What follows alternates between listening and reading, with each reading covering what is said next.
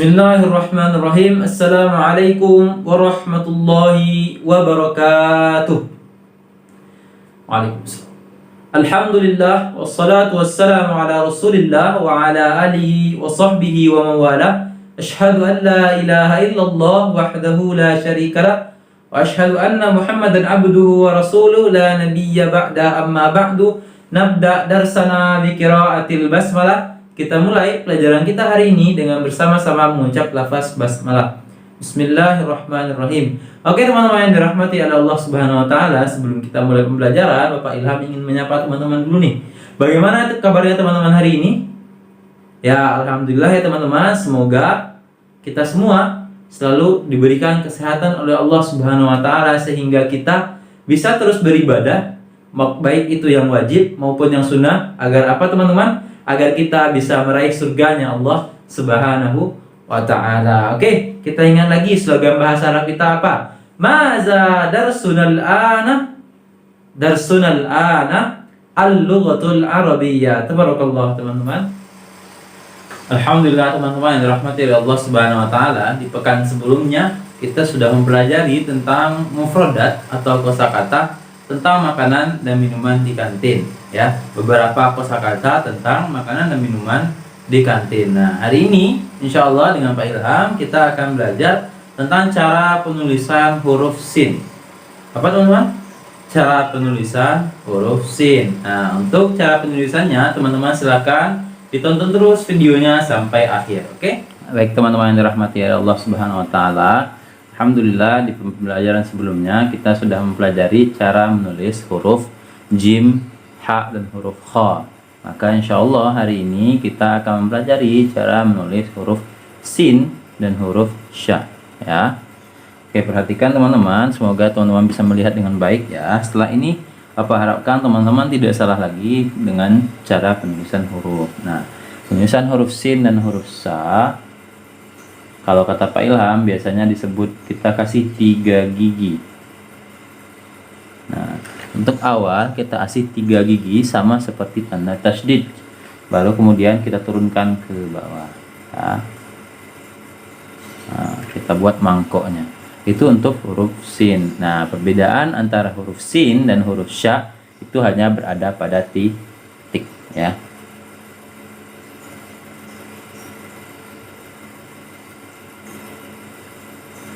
Shin ada 3 titik. Nah, perbedaan hanya pada di sana. Nah, nanti jika teman-teman ingin mengetahui bagaimana cara penulisan huruf sin di tengah, maksudnya di awal, maka kita share sedikit. Nah, hanya membuat 3 gigi pertama saja. Nah, maaf ya Bapak Ilham bahasakan dengan gigi agar teman-teman bisa mudah memahami, kemudian dipanjangkan sedikit. Nah, ini untuk sin berada di awal. Nah, untuk di tengah kurang lebih sama, tinggal teman-teman tambahkan sedikit dari belakang. Oh, maaf ya, tidak kelihatan jadinya, tapi jadinya seperti ini. Nah, kurang lebihnya sama, ya. Nah, untuk di akhir teman-teman tinggal membuat sama seperti yang di awal, tinggal menambahkan sedikit ke depan. Nah, begitu ya teman-teman, insya Allah bisa dipahami. Nah, perbedaannya dengan shin hanya sekali lagi berada pada titik. Shin juga seperti itu.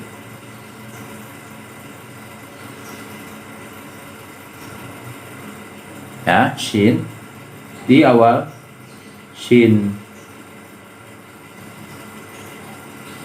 di tengah, dan shin di akhir.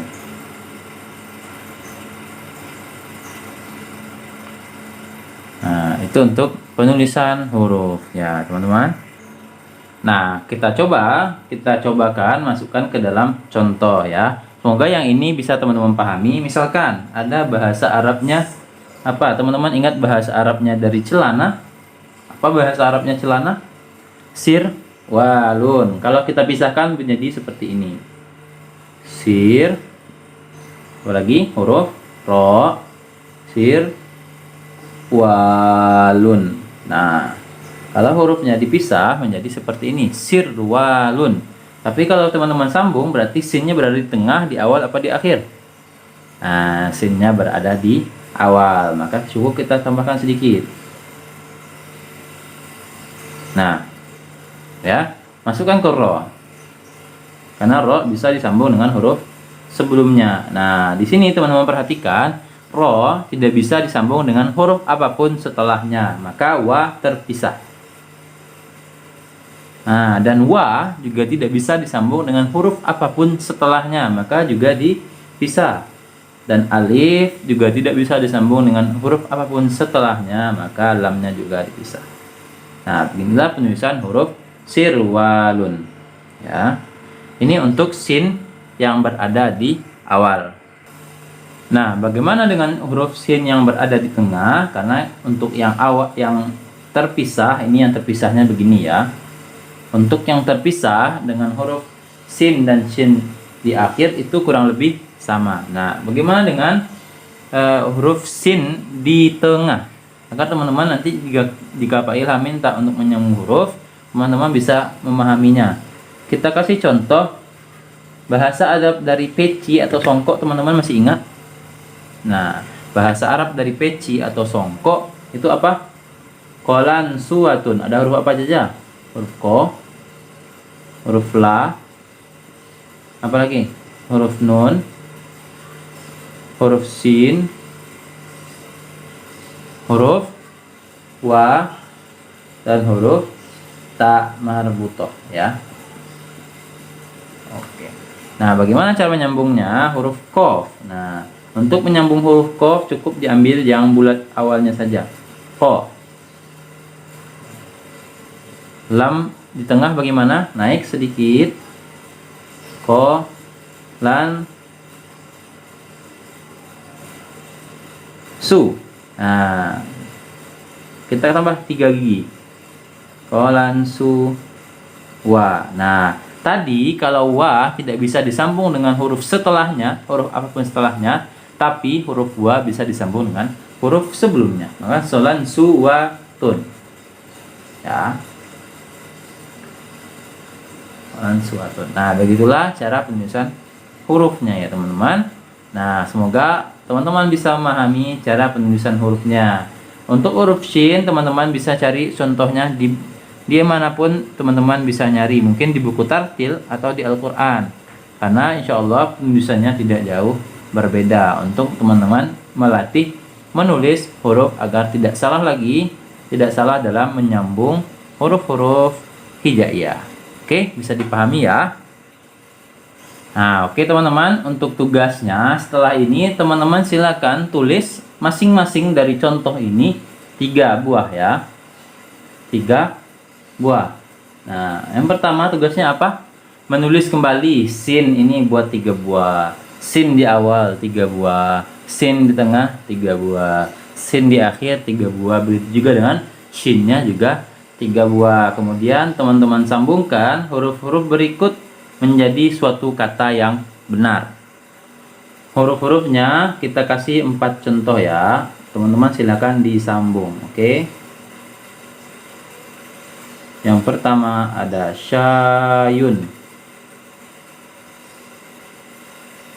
Syayun.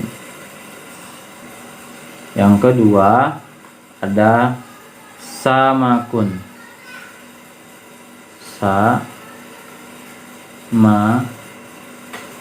Kun. Yang ketiga ada bustaniyun.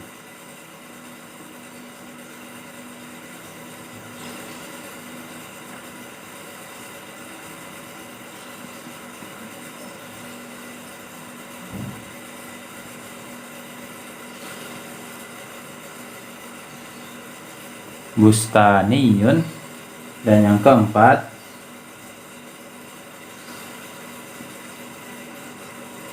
ada masyrubat.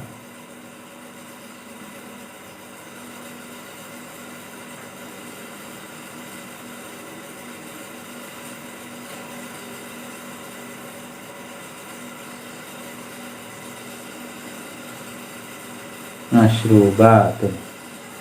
Nah, Teman-teman yang dirahmati oleh Allah Subhanahu wa taala, jika teman-teman sering memperhatikan ketika membaca Al-Qur'an atau ketika membaca tartil, maka sebenarnya teman-teman tidak perlu lagi Pak Ilham ajarkan cara menyambung huruf. Karena dari sana teman-teman bisa memperhatikan huruf apa saja yang bisa disambung dengan sebelum maupun sesudahnya, ataupun huruf-huruf apa saja yang tidak bisa disambung dengan huruf setelahnya.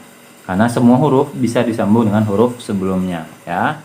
Oke teman-teman yang dirahmati Allah Subhanahu wa taala, sekian pelajaran kita hari ini. Bapak harapkan semoga teman-teman semua bisa memahami apa yang telah Pak Ilham sampaikan. Nah, jika dari teman-teman ada yang tidak mengerti, silakan nanti hubungi Pak Ilham via WhatsApp pribadi. Oke.